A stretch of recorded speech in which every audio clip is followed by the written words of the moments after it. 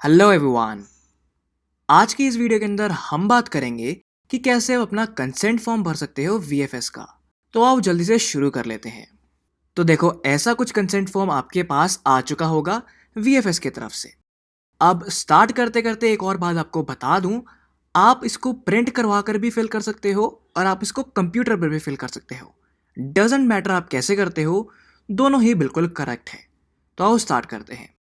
तो अब यहाँ पर नेम लिख रखा है और यहाँ पे ब्रैकेट में प्रिंटेड भी लिख रखा है।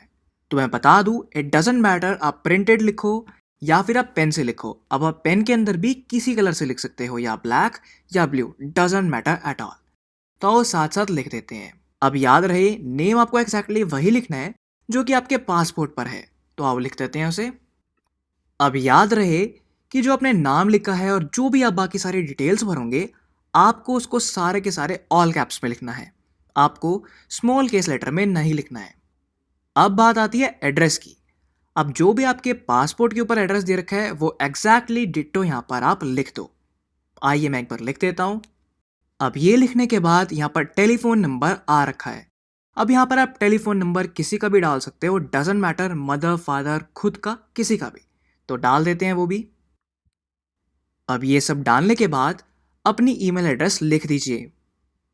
ध्यान रहे आप ईमेल एड्रेस वही लिखें जो कि आपने वीज़ा अप्लाई करते वक्त दी थी, यानी कि जिस पर आपका जीसी की बना होता है। जो ईमेल है आपको वो मेंशन करनी है यहाँ पे, तो उसे आप मेंशन कर दीजिए। अब यहाँ पर आप अपने साइन कर दीजिए। अब मैं दोबारा एक बार रिपीट कर देता हूँ, इट डजेंट मैटर कि आप सारा का सारा हाथ से लिखते हो या आप ऑनलाइन ही टाइप करते हो। अगर आप ऑनलाइन टाइप करते हो तो भी आप बाद में अपने पेन से साइन कर दीजिए, कोई फ़र्क नहीं पड़ता। अब चलते हैं डेट की तरफ। और अब लेट्स से आज 3 तारीख है और आपके पास ये मेल के अंदर ये कंसेंट फॉर्म आज ही आया है। और यूजुअली कोरियर का पिकअप नेक्स्ट डे होता है। तो अब चाहो तो आज की डेट डाल दो या फिर कल की डेट डाल दो। ऐसा ना हो कि आप डाल रहे हो 10 तारीख और कोरियर पिकअप हो गया 4 को, तो ऐसे सेंस नहीं बनाएगा। तो बेस्ट पार्ट तो यही है, जिस दिन आपके पास ये मेल आती है आप उसी दिन की डेट डाल दो। तो मैं यहाँ पर डेट डाल देता हूँ। अब अगला कॉलम है साइंड एट। अब इसके अंदर आप वहाँ का एड्रेस डाल दो जहाँ पर आप करंटली रह रहे हो और जहाँ से पिकअप होगा। लेट्स से कि आप दिल्ली में रहते हो और दिल्ली के अंदर आपसे कुरियर वाला पिकअप करने आएगा ये आपके डॉक्यूमेंट्स, तो यहाँ पर बस दिल्ली डाल दो। जैसे कि स्क्रीन पर मैं लिख रहा हूँ, दिल्ली कॉमा इंडिया, क्योंकि यहाँ पर कंट्री भी पूछ रखी है। अब देखो, ये फर्स्ट पेज तो हमारा हो चुका है बिल्कुल कंप्लीट। अब चलते हैं नेक्स्ट पेज पे। अब आते हैं इस पेज पे और मैं बता दूं, आपको इस पेज को प्रिंट भी करवाना है और अटैच भी करना है, बट ध्यान रहे आपको इसको भरना नहीं है। ये फॉर्म इनके लिए होता है जो एजेंट्स होते हैं या कंसल्टेंट्स होते हैं। और ऐसा मैं इसलिए कह रहा हूँ क्योंकि ये कंसल्टेंट्स और एजेंट्स आपके बिहाफ पर ही सबमिशन करते हैं और कलेक्शन भी आपके बिहाफ पर करते हैं।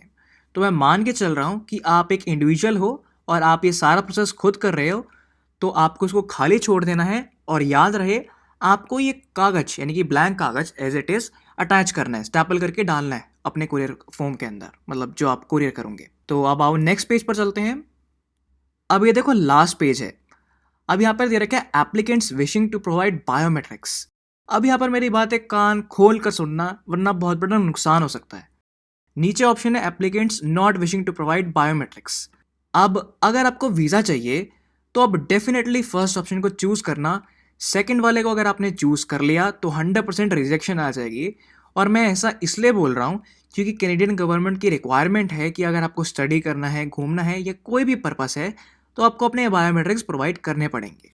तो इसलिए आप अपना फर्स्ट ऑप्शन चूज़ कर लो और यहाँ पर नाम, सिग्नेचर और डेट डाल दो। तो आइए मैं डाल देता हूँ। अब ये देखो, मैंने इसे फिल कर दिया है। साइन मैं इसको प्रिंट होने के बाद कर दूंगा। अब यहाँ पर ध्यान रहे, डेट वही होनी चाहिए जो कि आपने फर्स्ट पेज पर लिखी थी। तो जैसे कि मैंने देखो यहाँ पर फर्स्ट पेज में 4 फेब लिख रखी है, एग्जैक्टली मैं सेम डेट यहाँ पर लिख दूंगा। दैट्स इट, आपका ये काम हो गया। बस ये सब लिखने के बाद और प्रॉपर सब अपनी चीज़ें भरने के बाद इन सारे डॉक्यूमेंट्स को, जो कि 4 पेजेस हैं, इनको स्टेपल कर दो और दैट्स इट। नेक्स्ट वीडियो देखना। नेक्स्ट वीडियो के अंदर मैंने बता रखा है कि कोरियर और एसएमएस रिक्वेस्ट फॉर्म कैसे भरना है। लिंक आपको डिस्क्रिप्शन में मिल जाएगा। और जाते हुए एक और बात बता दूं, बहुत सारे बच्चे ऐसे हैं जो कहते हैं हमें कंप्यूटर से ही भरना है और उनको लिखना नहीं आता। तो एक वेबसाइट बता देता हूँ, आप वहाँ पे चले जाना और आप वहाँ पे टाइप कर सकते हो। वो वेबसाइट का नाम है Sejda.com, SEGDA.com। वहाँ पर आप ऑनलाइन लिख सकते हो, जैसे कि अभी मैंने डॉक्यूमेंट्स पर लिख रखा है ऑनलाइन। कोई डाउट हो तो बताना ज़रा कमेंट सेक्शन में। Thank you so much for watching.